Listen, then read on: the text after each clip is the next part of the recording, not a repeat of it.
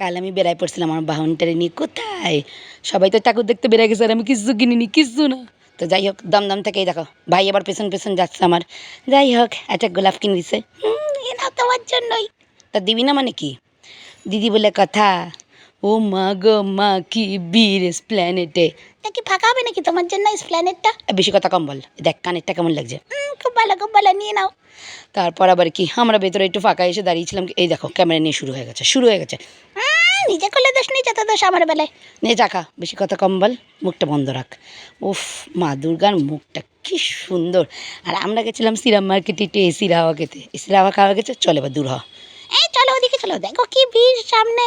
মা গো মা, ও মা জিলেদার যে কি ভিড়। সারা পশ্চিমবাংলার লোকগুলো মানে জুতোই কিনতে আইছে ভাই, আর কিছু কিনছে না। আর একে দেখো গবরু জবান, হাতে বাচ্চাদের মতো বন্দুক নিয়ে ফাটাচ্ছে। দি এটা কিনলাম, কেমন হয়েছে দি বলো? খুব সুন্দর, তুমি তো এখন কচি বাচ্চা হচ্ছ। পর আর কি জুতো কিনে বাড়ি ফিরছি। এদিক দে, এদিক দে, একটা জুতো কিনতে 4 ঘন্টা লাগাইছিস আর কি।